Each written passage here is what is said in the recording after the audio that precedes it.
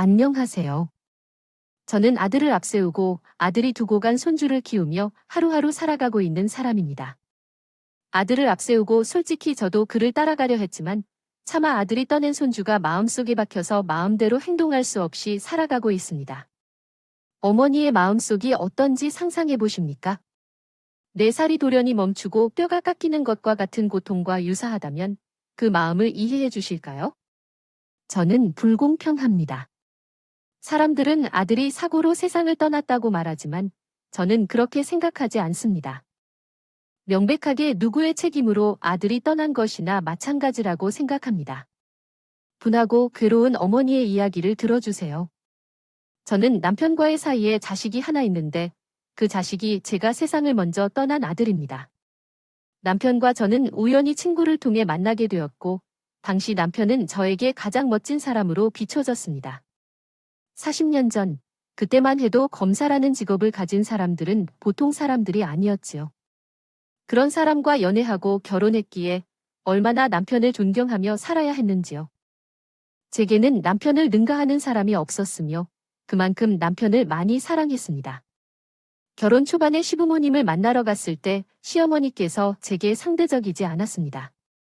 재능 있는 검사의 아들이 데려온 여자가 단지 사무실 격리 업무를 처리하고 있어서 놀라웠습니다. 그러나 그녀의 남편은 부모님의 반대에도 굴하지 않았고 원하는 대로 저와 결혼식을 올렸습니다. 그는 매우 잘생기고 멋진 사람이었으며 추진력 또한 대단했습니다. 결혼 후 신혼생활은 정말 행복했고 곧 아이도 생겨서 태교에 전념했습니다. 시부모님을 방문하면서 살림을 배우면서도 부족함 없는 삶을 살고 있었습니다. 그러한 생활은 아들이 태어난 이후에도 계속되었습니다. 그러나 아들이 4살이 되었을 때 불행이 찾아왔습니다. 남편이 사고로 사망한 소식을 듣고 처음에는 믿지 못했습니다. 하지만 그것은 사실이었고 수사 과정 중에 일어난 우발적 사건이었습니다. 이 사실을 받아들이며 아들을 잃은 충격으로 어머니는 혼수 상태에 빠졌고 여행한 남편을 잃은 나도 망연자실했습니다. 그 당시 아들은 4살밖에 되지 않았기에 매우 당황했고 절망했습니다. 이 순간은 지금 생각해도 너무 충격적이었습니다. 남편의 장례식을 눈물로 치르고 난 뒤 시어머님은 저와 손주 늘 보고 싶어 하지 않으셨어요. 대놓고 말씀은 않으셨지만 마치 저 때문에 본인 아들이 죽었다고 생각하시는 것 같았죠. 물론 화풀이 대상이 필요하셨겠죠. 그래서 남편 일은 저에게 모질게대 하셨겠죠. 그 마음이 안 되는 건 아니지만 저도 시어머니처럼 남편을 하루아침에 잃은 거잖아요. 시어머님처럼 저 또한 소중한 사람의 이런 건 같은 입장인데도 어머님은 거기까지 생각하지 못하셨어요. 그때는 그게 너무나 원망스러웠어요. 아들을 잃은 걸 제 탓이라고 치부하시려는 모습이 너무나서 원했죠. 하지만 지금 시어머님과 같은 입장이 되어 자식을 잃어보니 그때 어머님의 심정이 이해가 되는 것 같아요. 사람이 자식을 잃고 어떻게 정상적인 사고를 할 수가 있겠어요. 그러니 그때 어머님도 그러셨던 거겠죠. 세상을 떠난 남편의 역할을 제가 하기 위해 일을 하러 나가야 했어요. 아직 어린 아들을 안전하게 시어머님께 맡기고 싶었지만 그것도 여의치 않았어요. 저희를 보고 싶어 하지도 않으셨습니까? 맡기는 건 꿈도 못 꿀 일이었죠. 마음의 병이 생긴 시어머님은 손주 도 눈에 들어 오지 않으시는 것 같더군요. 결국 저는 시댁과 거리가 점점 멀어졌고 나중에는 인연이 완전 끊어져 버렸어요. 친정도 홀아버지 혼자 계신 상황에 아이를 맡길 만한 상황이 안 됐죠. 그러니 아이가 어린이집에 가 있을. 저는 동안에만 할 수 있는 일을 찾아야 했고 거의 대부분 부업이나 일용직 일을 할 수밖에 없었어요. 일을 제대로 할 수 없으니 형편은 갈수록 어려워졌어요. 시댁에서도 지원이 끊어져 버렸고 저 혼자 세상과의 외로운 싸움이 시작되었죠. 아들이 자랄 때까지 참 고생 많았어요. 돈 되는 건 다 하려고 그렇게 분주하게 뛰어다니고 그랬어요. 저는 제대로 먹지도 못하면서 아들은 학교에서든 어디서든 꿀리지 않게 하고 다니려고 정말 많이 챙기고 그랬어요. 어디서 아비 없는 자식이라는 소리 듣더라도 너희 아버지는 나라 일을 하다가 돌아가신 거라고 어깨에 당당히 펴고 다녀야 한다고 그렇게 말을 해줬지만 저의 노력에도 불구하고 아들은 움츠려 들기만 했습니다. 마음이 너무 아팠어요. 하지만 제가 아이에게 어떻게 해줘야 할지 도통 모르겠더군요. 죽은 아빠를 살려낼 수도 없고 그렇다고 생판남인 사람을 아빠로 만들어줄 수도 없고 정말 마음이 괴로웠어요. 그나마 다행인 건 아이가 삐뚤게 크지는 않았다는 거예요. 질 안 좋은 친구들과 충분히 어울릴 수 있었을 텐데도 아이는 착실히 자기 할 일을 해줬거든요. 먹고 사는 것 때문에 아이에게 신경을 많이 못 써주는 게 늘 마음에 걸렸는데 아들이 착실하게 자기 할 일을 해주는 것만으로도 저에게는 큰 힘이 되었어요. 아들이 고등학생이 되었을 때 뜬금없이 나는 검사가 되고 싶다고 했다. 아버지처럼 검사가 되고 싶다고. 나는 나의 어머니에게 또한 아버지가 가신 길을 따라가고 싶다고 말했다. 검사라는 직업은 아무나가 될 수 있는 것이 아니며 게다가 그 일로 남편을 잃은 적이 있기 때문에 어머니는 나를 맡고 싶었다. 만약 내가 또한 아버지처럼 일찍 죽게 된다면 나는 그것을 견딜 수 없을 것 같았다. 두려움 속에서 어머니는 나를 막으려고 했지만 나는 그녀의 말을 듣지 않았다. 어머니, 나는 결코 그런 일이 일어나지 않을 것이니 믿어주세요. 나를 믿게 하려는 나의 눈빛은 너무나 진지했다. 그 눈빛 앞에서 어머니는 더 이상 반대할 수 없었고, 그래서 나는 결심했다. 그때부터 나는 더욱 공부에 집중하게 되었다. 원래도 공부는 잘했지만 법대에 들어가서 사법고시 공부를 하겠다고 했더니 어머니도 안심했다. 고3 때는 하루에 3시간만 자면서 수능을 준비했고 밤낮으로 집중하여 노력한 결과 드디어 남들이 다 아는 학교에 법대에 입학할 수 있었다. 그 순간은 인생에서 가장 행복한 순간이었다. 아버지의 생각과 홀로 아들을 키우며 받았던 모든 힘든 일들이 사라지는 듯했다. 그때를 생각하면 지금도 미소가 지어진다. 이렇게 나는 법대에 입학하여 저는 사법고시를 준비하고 있는데 대학생이 된 후에는 다른 이들이 하는 연애 같은 것도 하지 않고 학교 공부에 열심히 했어요. 준호야, 넌 여자친구가 없어? 아니, 그런 것은 없어. 어디도 시간이 없어. 공부할 뿐만 아니라 친구들과 어울리는 것도 좋지만 내가 알아서 할게. 엄마는 항상 내 책에 관심을 가졌어. 진지하게 지내는 친구나 가까운 친구도 없어서 내가 걱정이 돼. 공부는 중요하지만 사회생활은 인간관계의 일부분인데 아들이 어려워하는 것 같아서 걱정돼. 하지만 한편으로는 판사가 되면 모든 것이 해결될 것 같은 생각도 들었어. 아들이 원하는 검사만 되면 명예와 인연도 따라올 거라는 생각이 들었어. 이렇게 된다면 더 바랄 것도 없이 좋을 것 같았어. 다 자란 아이로서 교우 관계를 마음대로 할 수는 없고 본인이 알아서 하는 대로 맡기고 지켜볼 수밖에 방법이 없었어. 그 후로는 친구 사귀라는 소리를 안 하기로 했는데 대학에 입학하고 군대를 다녀왔다가 다시 학교에 복학해서 졸업하는 동안 한 번도 여자친구가 없었어. 가끔 머리 식히러 친구를 만나거나 밥 먹으며 다른 것을 암기하는 것 외에 늘 두꺼운 책을 쥐고 있었고 그런 아들이 걱정이 돼도 사법고시를 잘 치르기를 바라며 뒷바라지를 열심히 했습니다. 생활비와 학비를 혼자 벌어서 갔습니다. 내 남편이 죽은 후에 나는 모든 지원을 다 했어. 남의 집 청소, 식당 일, 건설 현장들을 돌아다니며 닥치는 대로 일했어. 물론 힘들었지만 쉬는 날 없이 아들만을 위해 살았어. 내 이름 석자는 지워버리고 왜 지쳐할 수 없겠어. 그런데 그 모든 고난에 대한 보상이 바로 아들이 검사가 되는 순간이었어. 이제 얼마 남지 않았다는 생각으로 버텼어. 대학을 졸업한 후에 드디어 사법고시를 쳤어. 아들은 긴장했지만 단단히 준비해 시험장으로 향했어. 시험 100일 전부터 합격을 기원하면서 아들을 기다렸어. 시험 시간까지 피가 말라서 손에 땀을 쥐고 있어야 했지. 마침내 아들이 시험장 밖으로 나왔지만 얼굴은 찡그리고 있었어. 시험 문제가 예상과 다르고 어렵다며 실망했어. 하지만 점수가 나와봐야 하는 거니까 미리 실망하지 말라고 말했어. 불안한 마음을 안고 걸어가는 아들을 보며 쉽게 마음이 안정되지 않았어. 그 결과에 어떻게 나오든 그 어머니는 아들을 위해 영양식을 준비해 먹이고 싶었어요. 그래서 상다리가 부러지게 음식을 준비했지만 아들은 계속 신경질적이었어요. 아직 결과가 나오지 않았는데 김칫국부터 마시라고 하더군요. 그래서 준비한 거 아니야. 너 너무 힘겹게 공부했잖아라며 오바하지 말라고 했지만 아들은 잘 알지도 못한 채 취해서 들어왔어요. 하지만 결과는 낙방이라고 했지요. 그때 속상해하면서도 아들을 안석하고 싶었어요. 마음이 무척 아픈 하지만 얼마나 애쓰면서 살아왔던지요. 그날은 정말 눈물이 그냥 나오더군요. 그 후 사법고시 결과가 나와서 합격하지 못했다고 해요. 아들이 늦게 들어와서 취해서 잤지요. 기억이 가물가물한 아들의 발을 만지며 울었어요. 이후 아들은 더 강해져서 다시 일어섰어요. 도전하겠다 했어요. 술 냄새가 진동하며 눈빛은 밝고 선명했어요. 좌절에 빠질까 걱정했지만 아들은 씩씩한 모습으로 나를 움직이게 했어요. 그러하던 중에 아들의 재수학습이 시작되었습니다. 아들은 친구들과 만남을 즐기며 여행도 다녀가면서 여유를 즐기는데 다행히 연애를 하지 않아서 안심했어요. 다시 시작한 공부를 열심히 했고 이번에는 꼭 합격을 희망했습니다. 그러나 두 번째로 또 떨어졌어요. 많이 준비했지만 운이 따르지 않아 원하는 결과를 얻지 못했어요. 합격 발표일, 술에 취하는 아들이 다시 오려 할까 걱정했지만 예상과는 달리 일찍 들어오고 방문을 잠그고 나오지 않았어요.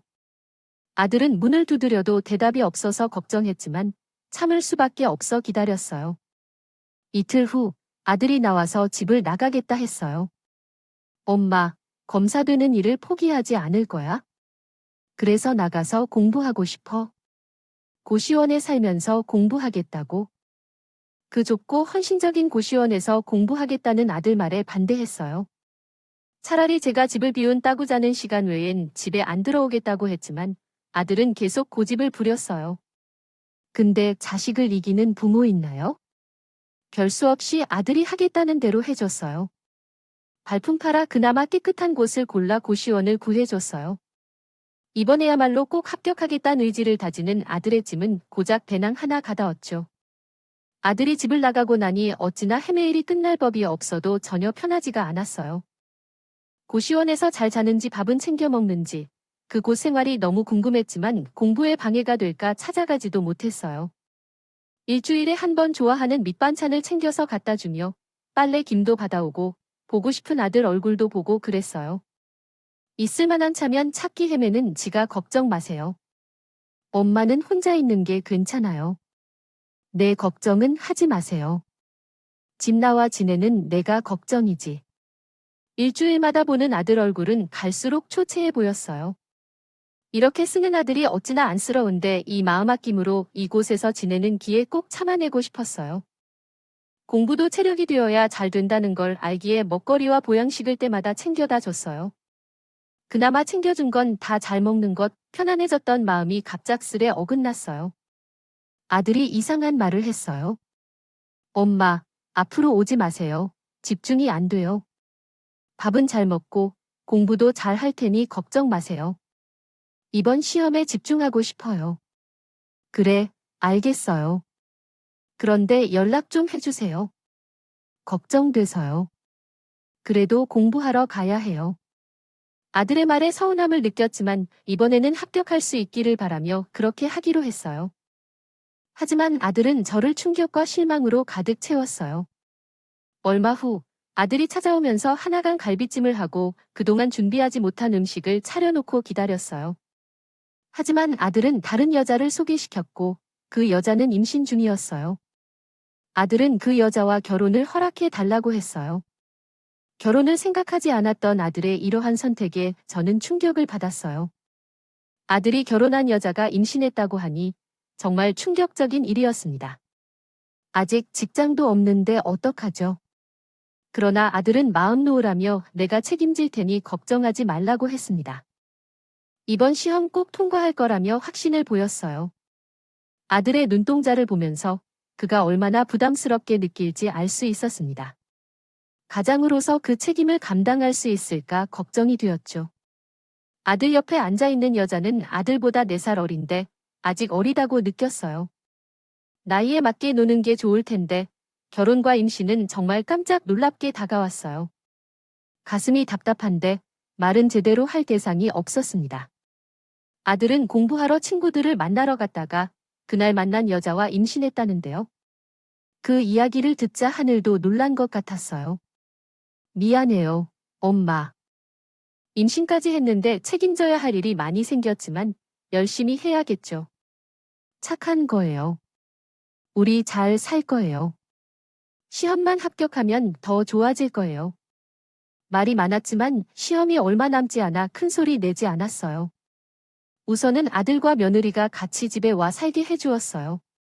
아들이 썼던 당의 도배와 장판을 새로 깔고 커튼도 새로 달아주었어요.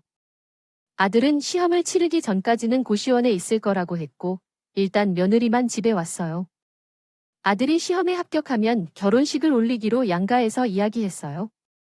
며느리는 임신 초기부터 심한 입덧에 시달렸어요. 걱정이 돼서 병원에 갔더니 안정을 해야 한다고 했대요.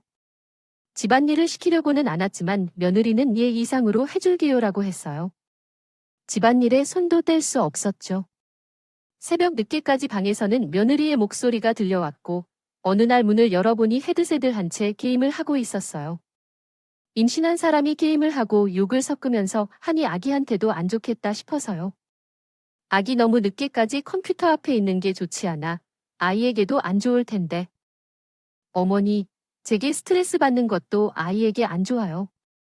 게임이 유일하게 스트레스 푸는 방법인데 그것까지 못하면 어디서 스트레스 풀어야 할까요? 다른 것도 좀 해보면 좋겠어요. 집에만 있지 말고 뭐 좀 배워보는 것도 좋지 않을까요? 싫어요. 그러면 나가면 다 돈이 들겠지만 어머니가 용돈 주실 거예요.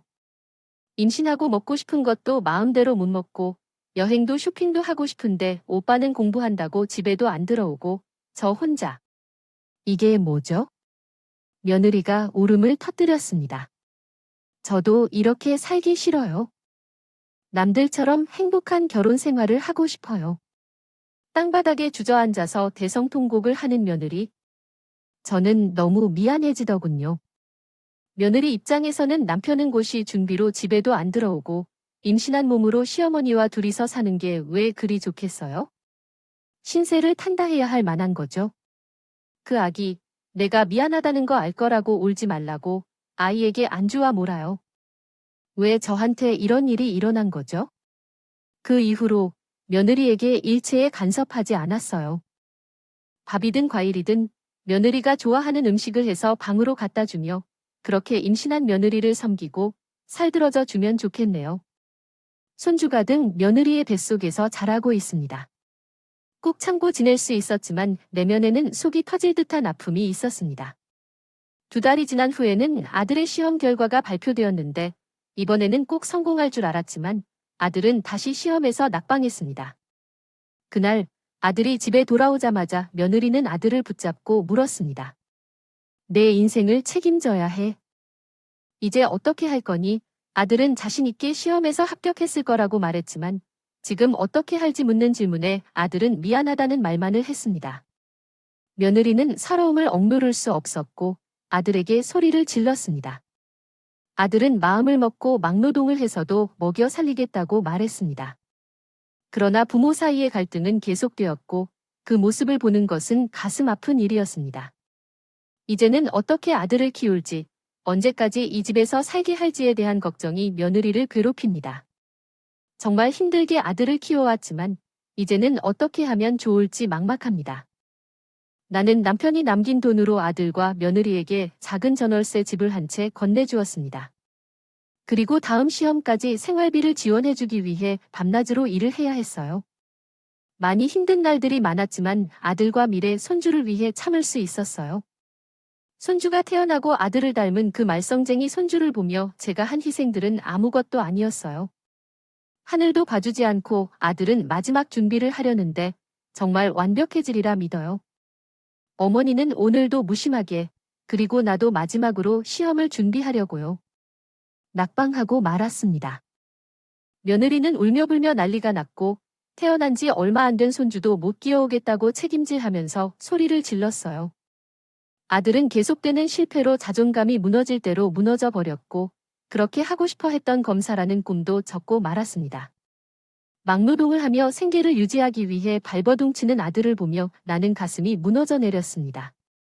내가 여유가 있으면 도와줄 텐데 그럴 형편도 안 되니 속상하고 미안할 따름이었어요.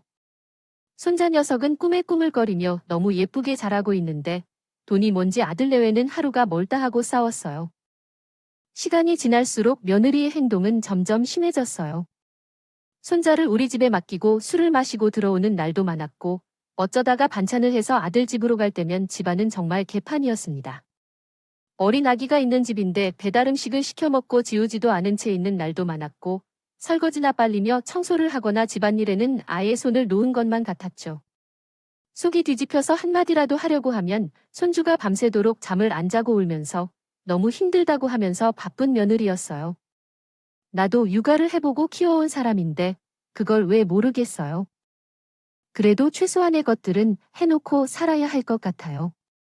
이건 정말 돼지우리도 아니고 지금도 그때를 생각하면 화가 나요.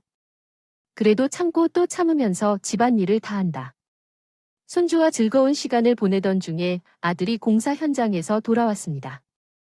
30도 넘는 더운 날씨 속에서 일한 아들은 파김치처럼 땀에 젖어 있었어요.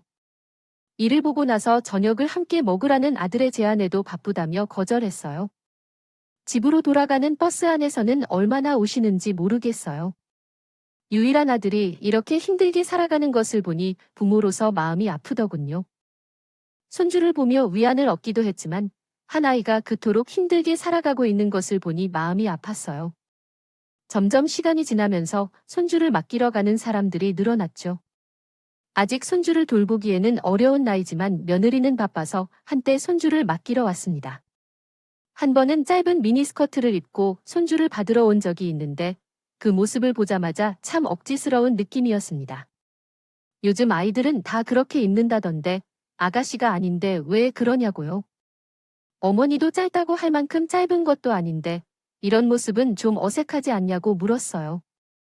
그러니까 진성이는 편하지 않았다고 말했어요. 함께하기 편하지 않은 날이라서 그랬다고 답했습니다. 엄마, 갑자기 미안해요. 오늘 조금 늦을 수도 있을 거야?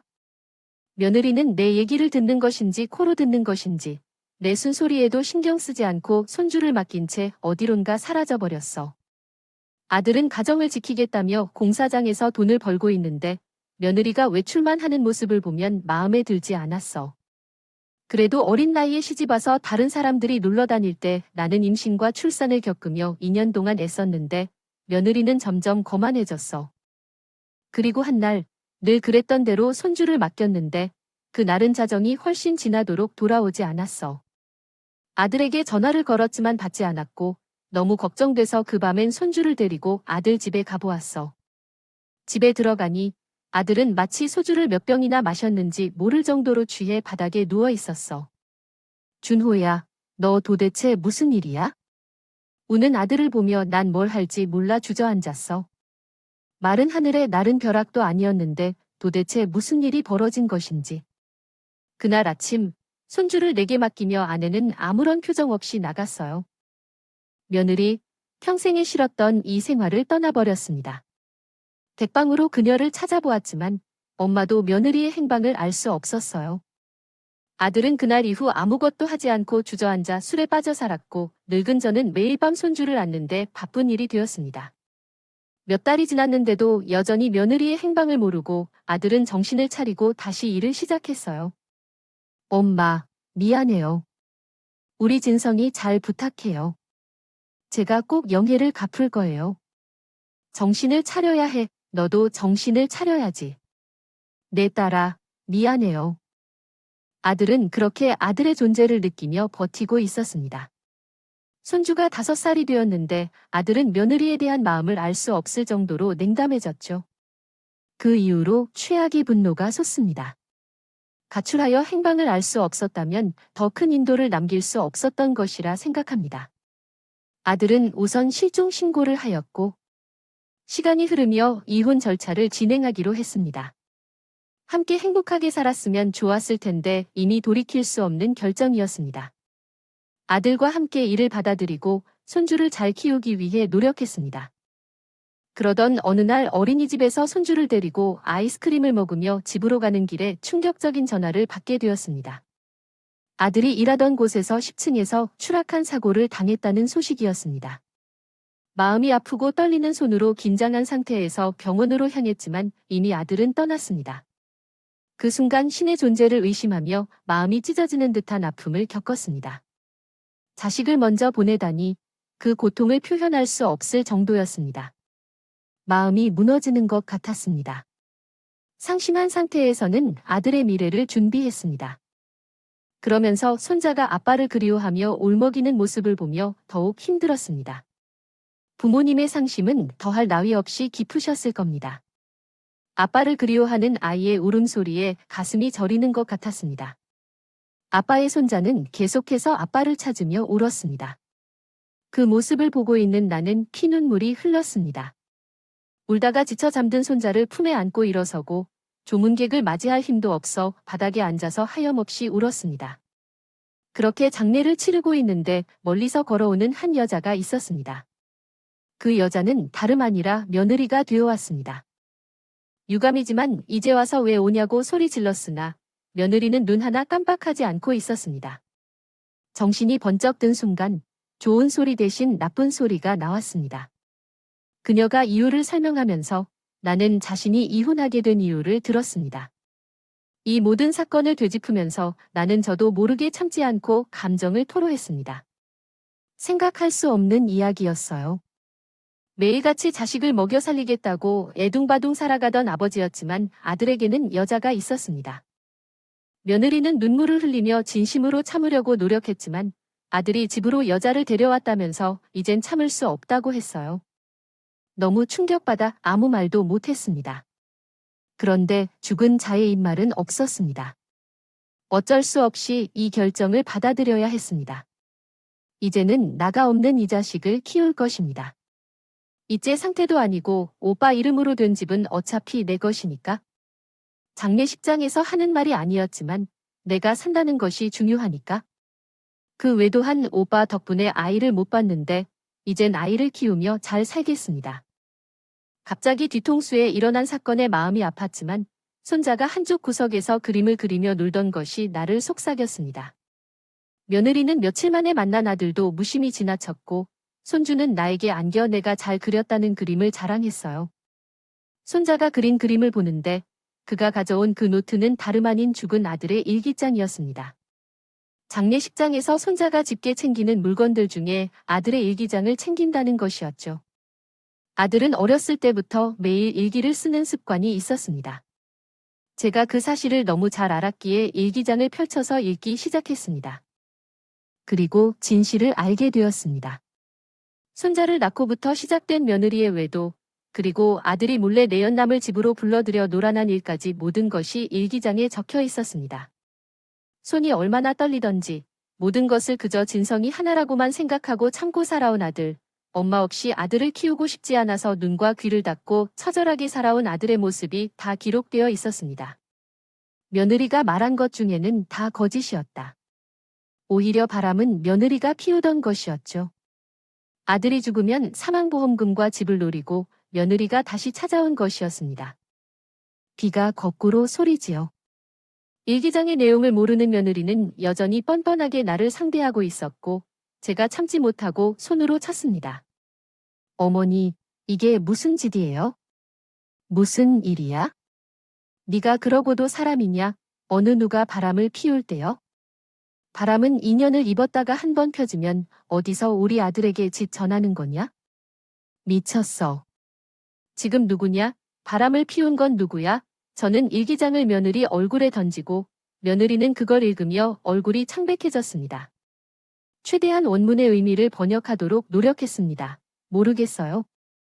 어쩌면 법적으로 보험금을 받을 수 있기 때문에 당신도 아시다시피 법대로 해야 합니다. 법에 의하면 일기장에 적힌 것이 있으면 그것도 유효하게 인정됩니다. 며느리는 계속 큰 소리를 내며 장례식장을 떠났고 나는 다리가 뻥 뚫려 울음을 터뜨렸죠. 아들이 너무 불쌍해서 허망하게 떠난 것이 너무 안타까웠고 울 수밖에 없었습니다.